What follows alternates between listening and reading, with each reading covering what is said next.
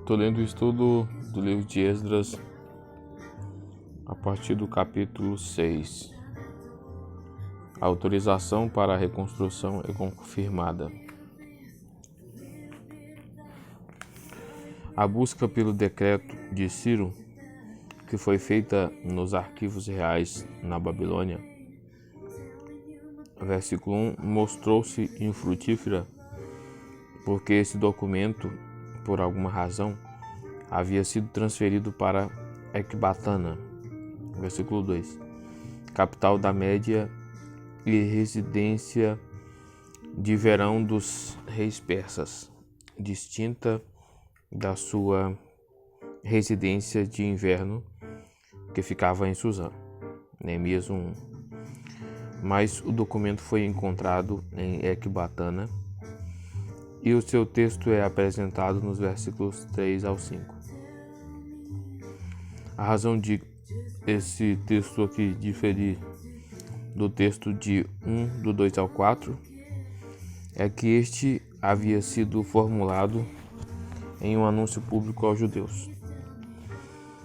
O decreto, como foi encontrado em Ecbatana, continha detalhes breves do tamanho e da estrutura do templo que estava para ser construído, como também a autorização do retorno dos utensílios do templo. Versículo 3 ao 5. Dario completou esse decreto original de Ciro ao decretar por sua conta que todo o dinheiro e recursos materiais de que os judeus necessitassem para continuar e concluir a reconstrução do templo fossem providos para eles, e que todo aquele que tentasse atrapalhar a obra fosse severamente punido. Tatenai e seus companheiros executaram todas estas instruções. Assim, as queixas dos vizinhos do norte, que visavam atrapalhar os judeus na reconstrução do seu templo, acabaram, por fim, sendo uma grande ajuda para o projeto dos judeus. Além disso, foram ajudados significativamente pelo ministério dos profetas Ageu e Zacarias. Como resultado, o templo foi construído no terceiro dia do mês de Adar, no sexto ano do reinado do rei Dario, em 516 a.C., 4 anos depois de terem reinado a reconstrução. Diz o versículo 14 que eles terminaram a reconstrução do templo conforme a ordem do Deus de Israel e os decretos de Ciro, de Dario e de Artaxerxes, rei da Pérsia. A inclusão do nome Artaxerxes aqui pode ter ocorrido porque mais tarde, como registrado em 7:21 ao 23, Artaxerxes fez uma contribuição para um embelezamento do templo. 4. O templo concluído é dedicado a Deus. 6 do 16 ao 18. Na consagração do templo recém-reconstruído, foram oferecidos touros, cordeiros e carneiros no altar, exatamente como quando o templo de Salomão fora dedicado a Deus. 1 Reis 8:63. Embora a oferta agora fosse bem menor, pois a comunidade era menos abastada do que a anterior, foi elaborada uma escala de tarefas e serviços para os sacerdotes e levitas. Versículo 18. 5. A celebração da Páscoa, 6, do 19 ao 22. Versículo 19. No 14º dia do primeiro mês, os exilados celebraram a Páscoa. Essa foi a data ordenada quando a Páscoa foi instituída. Êxodo 12:18. E foi comida também pelos judeus não exilados e que agora tinham renunciado todos os aspectos de adoração pagã, infiltrados nas suas práticas religiosas. Versículo 21. Por 7 dias depois disso, eles celebraram a festa dos pães sem fermento, como havia sido ordenado em Levíticos 23:6, pois o Senhor os enchera de alegria ao mudar o coração do rei da Síria. Teria sido mais natural referir-se ao rei Dario como rei da Pérsia, mas Dario estava de fato reinando sobre o território que anteriormente havia sido governado pelos assírios. E pode ser que o cronista aqui o chamou propositadamente de rei da Síria para destacar o fato de que Dario estava fazendo retribuição pela destruição que tinha sido produzida por um rei anterior da Síria. 4. Retorno de mais exilados. Judeus sob Esdras 7:1 e 8:36. Primeiro, o comissionamento de Esdras, capítulo 7. Os eventos do capítulo 6 ocorreram no 6º ano do reinado do rei Dario, em 516 a.C., enquanto os do capítulo 7 ocorreram no 7º ano do reinado de Artaxerxes, versículo 7. Na suposição de que essa referência é a Artaxerxes I, como defendemos na introdução, isso significa 458 a.C. Entre os eventos que ocorreram no período intermediário de 58 anos, parte deles ocupada pelo reinado de Assuero, estavam os descritos em 4:6 e os do livro de Ester. É provável que as profecias de Malaquias tenham sido pronunciadas nessa época. Os nomes dos governadores, Neemias 5:15 e Malaquias 1:18, da Judéia depois de Zorobabel, não são conhecidos. Com esse capítulo começa a história registrada de Esdras, e nos versículos 1 a 5, os seus ancestrais nos são apresentados em 17 estágios, remontando ao sumo sacerdote Arão. Versículo 5. Se ele não tivesse essa ascendência, não teria a autoridade de que precisava para cumprir o papel que assumiu na vida do seu povo. Essa genealogia não inclui todos os nomes na sua linhagem, pois entre Arão e Esdras houve mais de 40 gerações. Uma grande lacuna nesse registro está entre Seraías, versículo 1, e Esdras, 2 Reis 25, 18 ao 21. Relata que o sumo sacerdote Seraías foi morto por Nabucodonosor pouco antes de o rei saquear Jerusalém, em 587 a.C. Isso ocorreu 130 anos antes dessa história acerca de Esdras. Em 1 Crônicas 6, do 13 ao 15, há uma genealogia mais completa de Esdras. Esdras não era apenas um sacerdote, descendente do primeiro sumo sacerdote. Ele também era escriba, que significa instrutor e intérprete da lei de Deus por meio de Moisés. O fato do seu relacionamento próximo com o rei Artaxerxes parece indicar ainda que ele era o representante dos judeus na corte. Na corte persa, o seu título escriba da lei do Deus dos céus pode ter sido equivalente a ministro de Estado para assuntos judaicos. Podemos pressupor que Esdras havia ouvido na Babilônia que, após a morte de líderes judeus tão capazes como Zorobabel, Jesua, Ageu e Zacarias, a situação dos judeus que haviam retornado à Judéia tinha se tornado desordenada e perturbadora. Esdras tinha certeza de que isso resultava da desobediência à lei de Deus dada por meio de Moisés. O versículo 26 mostra que alguns desses judeus eram totalmente ignorantes acerca dessas leis. Esdras explicou isso a Artaxerxes e pediu que ele e alguns judeus patrícios da mesma convicção tivessem permissão do rei para viajar à Judéia com autorização para interromper os abusos cometidos lá e fazer cumprir a observância da lei de Deus dada por meio de Moisés. Versículo 6. O resultado foi que o rei lhe concedeu tudo o que ele tinha perdido.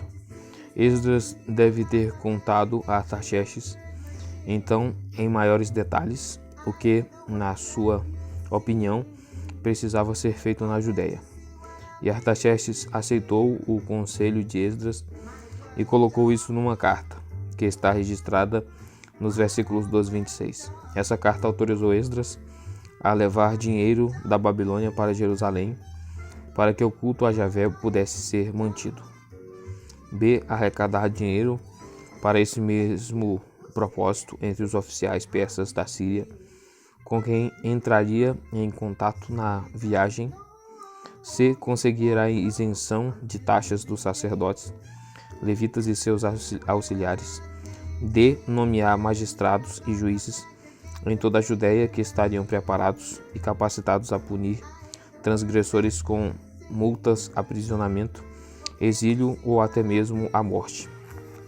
Os versículos 27 e 28 registram a explosão de louvor de Esdras a Deus por preparar de forma tão maravilhosa o coração de Artaxerxes, e ele explicou isso ao dizer: a mão do Senhor, o meu Deus, esteve sobre mim.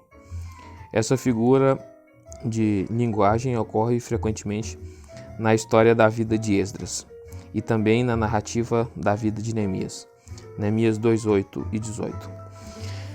Aqui provavelmente há uma alusão ao título longínquo, tão comumente latinizado, que Artaxerxes tinha escolhido para si mesmo, significando da mão longa.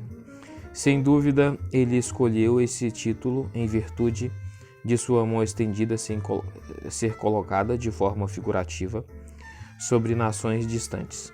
Mas a argumentação de Esdras era que, em sentido mais profundo, os israelitas viviam sob a mão estendida de Deus.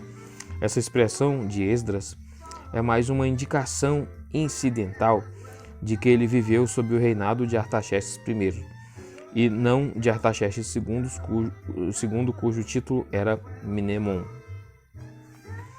A jornada de Esdras e seu grupo da Babilônia para Jerusalém, que é relatada com muitos detalhes no capítulo 8, é resumida nos versículos 7 a 9, que contam que ela levou 4 meses. Na Babilônia, diretamente para Jerusalém, dava em torno de 800 quilômetros, mas essa rota não podia ser usada porque passava no meio do deserto. A única rota viável conduzia em direção noroeste, ao longo do rio Eufrates, até o lugar de passagem Aval em Carquemes, e depois em direção sudoeste através da Síria, uma viagem de cerca de 1.500 quilômetros. 2. A jornada de Esdras, 8, do 1 ao 36. Letra A. Uma lista de exilados que retornaram com Esdras, 8, do 1 ao 14. Os que retornaram da Babilônia para Jerusalém com Esdras são classificados aqui sob os chefes de suas respectivas famílias. São mencionados em torno de 1.500 judeus, mas visto que a palavra homens é destacada em toda a lista.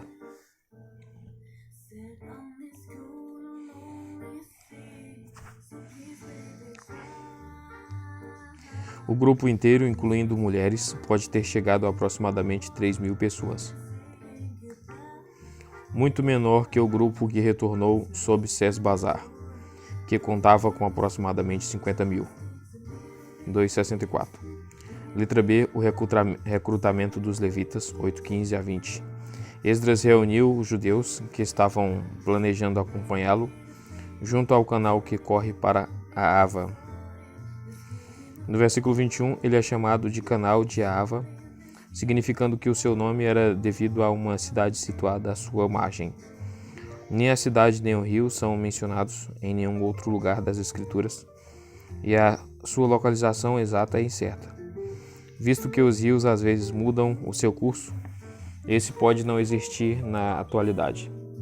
Provavelmente era um rio pouco extenso ao norte da Babilônia que corria para o rio Eufrates, à margem do qual ficava a cidade da Babilônia. No lugar de reunião à margem desse rio, Esdras passou em revista o povo e descobriu que não havia nenhum levita entre eles.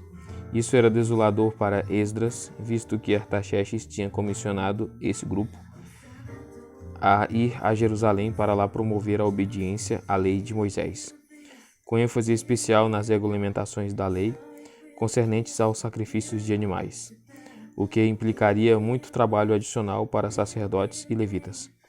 Esdras sabia, no entanto, de um assentamento de levitas em um lugar próximo chamado Casifia, cuja localização é desconhecida para nós. Assim, enviou para lá uma delegação de 11 homens, desafiando alguns dos levitas a se unirem ao grupo. Entre os que aceitaram estavam cerca de 38 levitas e 220 dos servidores do templo. Versículo 20. Letra C, a jornada para Jerusalém, 8 do 21 ao 31. Agora Esdras tinha de se preocupar com a segurança dos que estavam viajando.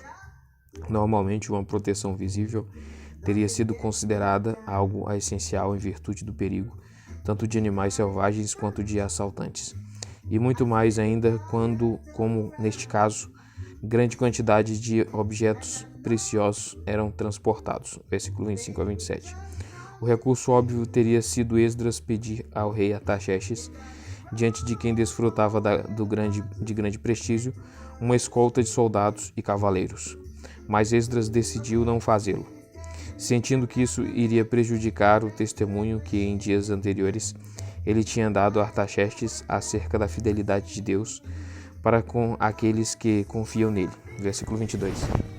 Por isso, ele e os israelitas que o seguiram jejuaram como sinal de humildade diante de Deus e oraram como conhecimento da dependência de Deus, pedindo a Deus uma viagem segura. Então Esdras separou 12 dos principais sacerdotes e pesou diante deles os tesouros que deviam ser transportados, delegando a eles a responsabilidade de guardá-los em segurança até o final da viagem. A partida do grupo do rio Ahava ocorreu no 12º dia do primeiro mês, visto que Esdras tinha começado a sua viagem da Babilônia no primeiro dia do primeiro mês. Os preparativos à margem do rio Ahava devem ter durado 12 dias. Letra D, a chegada a Jerusalém, 8 do 32 ao 36. Depois de 4 meses de viagem, o grupo chegou a Jerusalém e o fato de não terem sido perturbados no caminho provou a sua fé no cuidado protetor de Deus sobre eles. Os tesouros que os sacerdotes tinham transportado foram novamente pesados para garantir que nada havia sido desviado. E então foram entregues aos responsáveis pelo templo. Os exilados que retornaram gratos a Deus, porque os havia protegido, sacrificaram holocaustos. O decreto de Artaxerxes, 7, do 2 ao 26, foi então entregue aos governantes responsáveis pela região. 5. A forma em que Esdras tratou o problema de casamentos mistos, 9:1. Primeiro relato de Esdras, 9, do 1 ao 5. Os 2 capítulos que concluem esse livro formam um final triste para o que, em geral, é uma história feliz e triunfante. Eles descrevem o que aconteceu depois que foram feitas essas coisas. Depois de Esdras e seu grupo terem chegado a Jerusalém, o que ocorreu no 5º mês do 7º ano do reinado de Artaxerxes. A história descrita nos capítulos 9 e 10 ocorreu no 9º mês, provavelmente do mesmo ano. Assim, o intervalo entre as histórias do capítulo 8 e do capítulo 9 deve ter sido de 4 meses. Ao dizer a Esdras, o povo de Israel, inclusive os sacerdotes e os levitas, não se mantiveram separados dos povos vizinhos e de suas práticas repugnantes. Os líderes queriam dizer que haviam ocorrido muitos casamentos mistos entre os judeus na Judéia e os povos pagãos em volta. E isso provavelmente se referia mais aos judeus que tinham vivido na Judéia o tempo todo do que aos recém-chegados. Os líderes disseram ainda que os que tinham se tornado culpados dessas uniões ilícitas incluíam não somente alguns sacerdotes e levitas, mas também alguns líderes e oficiais. Versículo 2, que por causa de sua posição na comunidade deveriam ter dado um bom exemplo para os outros, mas eles de fato tinham estado à frente nessa atitude infiel. querendo dizer talvez que tinham sido os primeiros delituosos. A realização de tais casamentos foi criticada também por Malaquias 2:11, que provavelmente profetizou durante o intervalo de 58 anos entre os capítulos 6 e 7. Deus tinha proibido aos israelitas que se casassem com pessoas de outros povos. Êxodos 34:2 e Deuteronômio 7:1, porque previa que isso resultaria na deturpação de sua religião por meio de ideias e práticas pagãs, o que foi exemplificado de forma lamentável mais tarde no caso de Salomão, 1 Reis 11, 1-8. Quando Esdras ouviu acerca destes casamentos mistos, ficou profundamente chocado e triste. Ele expressou isso de duas maneiras, uma das quais muito comum em épocas de tristeza, rasgando a sua roupa, e a outra incomum, talvez única, arrancando o cabelo e a barba. Ele percebeu que esses casamentos mistos não eram somente atos de desobediência à lei de Deus, mas que havia sido em virtude desse tipo de atos de desobediência no passado que os judeus tinham sido exilados na Babilônia. Assim sentou estarrecido no pátio do templo, quando chegou a hora do sacrifício do cordeiro da noite no altar. Muitos judeus se reuniram para fazer as suas orações e observaram Esdras no seu abatimento. Aí Esdras mudou tanto a sua postura quanto a sua atividade. Em vez de sentar em silêncio, ajoelhou-se com os braços estendidos e começou a orar em voz alta. 2. A oração de Esdras 9, do 6 ao 15. A oração de Esdras nesta ocasião é uma das mais comoventes de todas que são registradas na Bíblia. Uma das suas características é que, embora ele mesmo fosse totalmente inocente nessa questão, não fez distinção alguma entre ele, o inocente, e os seus compatriotas pecadores, mas se identificou com eles na sua culpa.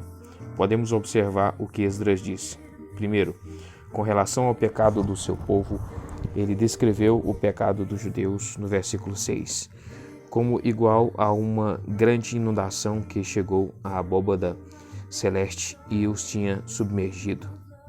2. Com relação à exacerbação do seu pecado, ele comentou que eles tinham ignorado as advertências de Deus contra eles, e Esdras aludiu aqui àquelas advertências de Deuteronômio 7:1. Letra B. Eles haviam ignorado os juízos de Deus. E Esdras mostra no versículo 7 que foi porque os judeus tinham pecado em épocas anteriores da sua história, que tinham sido divinamente punidos ao serem exilados na Babilônia. C. Eles tinham ignorado a bondade de Deus na sua restauração à Judéia, na sua capacitação para reconstruir o templo e proteção dos inimigos à sua volta. Para um comentário acerca da frase muro de proteção, vê a introdução. 3. Em relação à consequência dos seus pecados, Esdras concluiu a sua oração nos versículos 13 a 15, ao dizer, de fato, nós, israelitas, somos indesculpáveis por causa do nosso pecado. O nosso deserto deve ser apagado da existência por ti, e tudo que podemos fazer em nossa situação difícil, portanto, é nos entregarmos à tua misericórdia. O arrependimento do povo, 10 do 1 ao 17. Quando Esdras concluiu sua oração, um dos presentes, cujo nome era Secanias, falou com Esdras e reconheceu com ele o pecado do povo. Ele afirmou, no entanto, que estava errado que se desesperassem, crendo que, se o povo se arrependesse e se afastasse do seu pecado, Deus lhes perdoaria os pecados e renovaria as suas bênçãos para eles. Por isso, ele propôs que Esdras agisse ordenando que os homens culpados mandassem embora essas esposas e seus filhos. Esse conselho que Secanias deu a Esdras pode parecer cruel e desapiedado, mas consideraram que seria uma ação essencial se quisessem fazer sobreviver a fé judaica. Além disso, parece que o próprio Secanias estava envolvido na ruptura da vida familiar que resultaria, pois o seu pai, Jael, um dos descendentes de Elon, sendo um dos homens culpados, seria ordenado a se separar da sua esposa e seus filhos, ele incluído. Por isso, Esdras concordou em prosseguir, e ele levou os judeus a fazer um juramento para garantir a cooperação deles. Em seguida, ele deixou o pátio do templo e entrou numa sala pertencente a Joanã, filho de Eliabe. Para mais informações acerca destes homens, a introdução. Mas mesmo que tivesse passado várias horas, até então sem comida e bebida, em virtude da sua tristeza pelo pecado do povo, ele continuou o seu jejum. Fez-se então uma proclamação, versículo 7, pública, chamando todos os exilados que haviam voltado e que estavam em Judá e Jerusalém, para se reunirem em Jerusalém no prazo de 3 dias. Foi o que eles fizeram, e se reuniram na praça que ficara diante do templo de Deus. Versículo 9. Esdras os acusou do seu pecado e desafiou aos que estavam dispostos a confessar o seu pecado, que consertassem o seu caminho, se divorciando das suas esposas estrangeiras. Versículo 10, 11. O povo ficou muito preocupado com a exceção de 4 homens, versículo 15, e concordaram que isso era necessário, mas indicaram que não poderia ser colocado em prática naquele encontro, em parte porque havia muitos homens envolvidos e também pelo mau tempo naquele dia. Versículo 13, isso foi no 9º mês. Versículo 9, Quisleu, que no nosso calendário seria o mês de dezembro. As primeiras chuvas caíam em dezembro e as últimas na primavera. O que se propôs então foi que as pessoas culpadas fossem julgadas por juízes locais nos lugares em que viviam. Versículo 14. Todo este processo levou 3 meses. 4, registro daqueles que tinham casado com mulheres estrangeiras. Os versículos 18 a 44 consistem em uma lista daqueles que eram culpados. Totalizavam-se 111, sendo 17 sacerdotes, 6 levitas, 1 cantor e 3 porteiros e outros 84. Afirma-se acerca dos descendentes dos sacerdotes que eles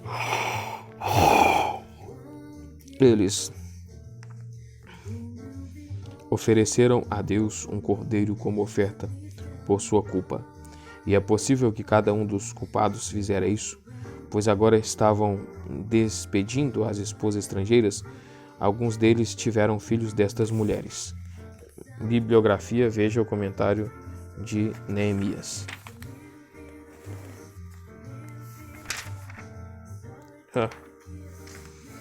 Isso aí. Então aí já começa, já vai entrar em Neemias, né, que já vai tratar dos dois. Isso aí.